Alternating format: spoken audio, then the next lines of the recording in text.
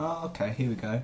So I've got 5 colours here. The black and the grey have no code, obviously, but the purpley violet, the gold, the murky gold, and the red all have their separate codes. By codes, not coding conventions, I mean these codes.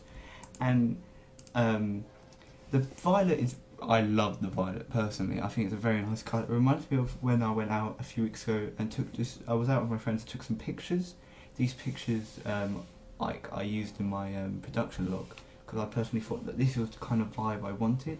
The vibe I'm looking for is like a sort of a black and white, very murky, which links to the murky gold, which I also really like, which I'll come back to in a minute. But yeah, the blue, it's very sort of it has a lot of different sort of ways about it. Like you can look at it, and it's quite emotional in the way it sort of signifies. Like I can look at it; it looks very miserable and depressing. But on another level, it looks quite sort of nice and calm. And moving on to the sort of the murky, sort of grungy sort of feel that I'm going for, the gold I think would complement very nicely, especially with the grey and the black, because black goes with or complements well with most things. But I personally feel the gold will just go so well with this grey and like a white, which I haven't got on here, but a white sort of a shade that it's just one shade like black, but I just incorporated black because it was a 000 that I needed to sort of have to copy and paste, so I just kept it. But yeah, I haven't added white, but I will use white. Yeah, so I feel like I could really make the grey and the gold like sort of work very well with each other. And I really like the gold. I look through gold, all kinds of different golds. I think this sort of murky gold is a lot better because gold isn't really a very nice colour. Personally, sort of the metallic gold, what you think of, is a lot nicer like this instead of the actual gold. When you sort of when you search online for a gold, it comes up with sort of like a brighter, not very nice, more like yellow. But I will try and incorporate yellow as well, but not as much. And something I will incorporate loads is this red. And I think every shade of red works well in magazine because it's a key convention in music magazines mostly, but other magazines also. For instance, Q, their main logo is red, and when I say I might use yellow for something like this, the underline, but the main convention of most magazines is red. For instance, red again with Mojo, usually their sort of cell line or whatever you call that slogan is red, but this is different for some reason. Maybe just a different year. This is from a different year as well. I'm not too sure.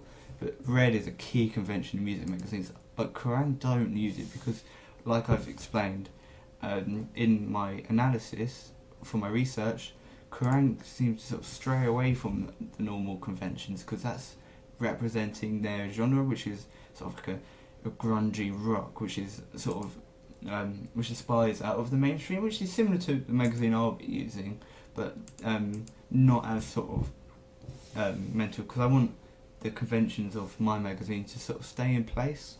So as well as my audience of like people that don't aspire for like a mainstream audience, for instance, like I've got sort of very what you call synonyms of mainstream for name ideas, but that's a different story.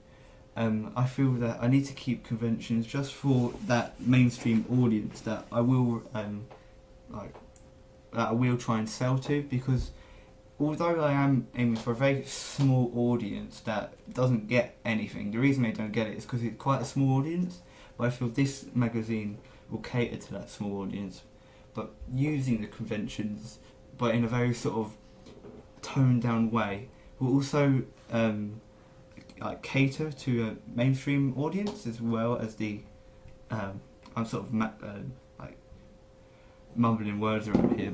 Yeah, sort of keeping the conventions of my magazine, sort of bleak them down a bit, but have them still there. Will contrast slightly to my audience, but as well as that, I will cater to a mainstream audience, aspirers audience, as well as the sort of audience I'm going for, like the unmainstream, quite hipstery audience.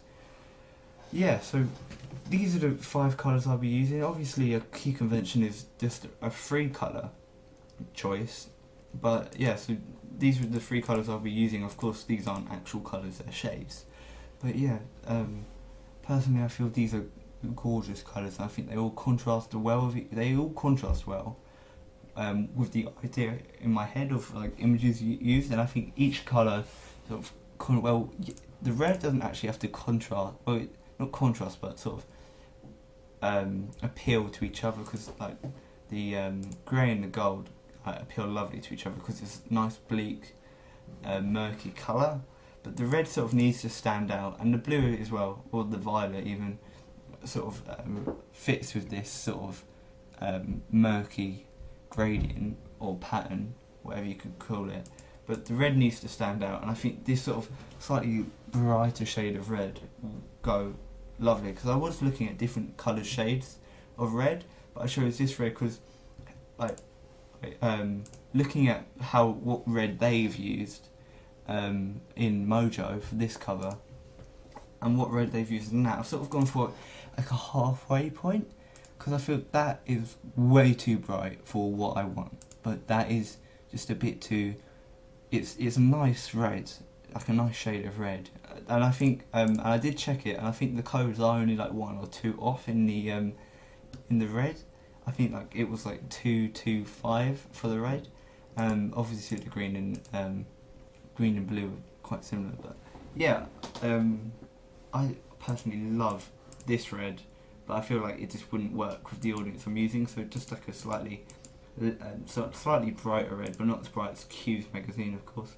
But yeah, I think I'll try and incorporate red as much as possible into my magazine, just for the convention, like the conventional feels. Of course, like with the gratifications of my audience being very sort of different in a way, in a sense, I guess. So yeah.